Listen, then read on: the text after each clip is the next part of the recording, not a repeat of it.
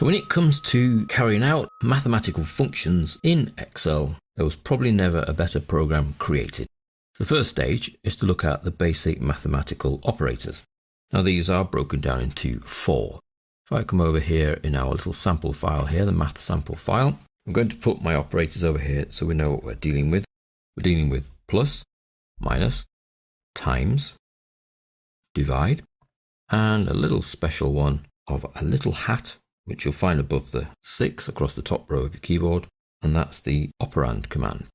So the plus there is for addition, the minus sign for subtraction, the asterisk is your multiplication symbol, and then the forward slash for division, and then the little hat for exponential. So those are our basic 5 mathematical operators. We now need to see them in action. Let's just widen that column. So over on the left, I have a series of numbers. If I wanted to add 2 of those numbers together, I would simply choose a cell where I would like the result to appear, and then start typing the formula. All Excel formulas begin with equals. So the first starting point is an equal sign. What I tell it to do it with are the contents of other cells. How to tell it which cells to use, I use their letter and their row number.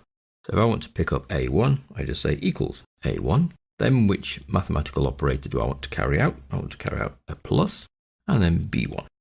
Now you'll notice that as you type your formula, Excel nicely color codes what it's selecting. Therefore you can see at a glance what's been chosen. So here I'm picking up A1, which has got a blue border, and B1, which has got a red border. When I press return, I see the result, which is 46. So in the cell, I see the result of the formula. In the formula bar up here, I see the formula.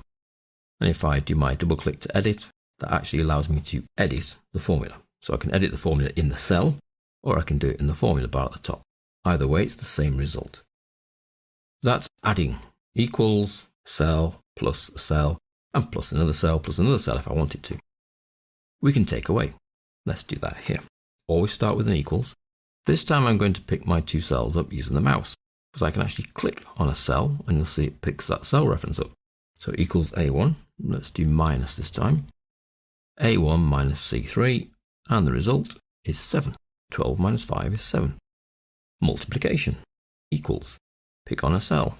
Let's pick on A4, multiplied by B4. Return, for it to accept the formula, just as we've done before when we're entering things, we're entering a formula. And we have 6 by 6 is 36. Let's do a division. Equals 34 divided by 5.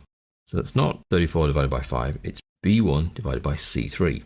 It's important that we realize that it's referencing not the current values, but the actual cell references. So if the current values change, the results will change. So again, return for that formula to be accepted, and we get 6.8. The last of our little mathematical operators, exponential, follows the same structure. Equals, one cell, little hat, another cell. So that's 7 in this case, to the power of 4. Return, and it's 2401.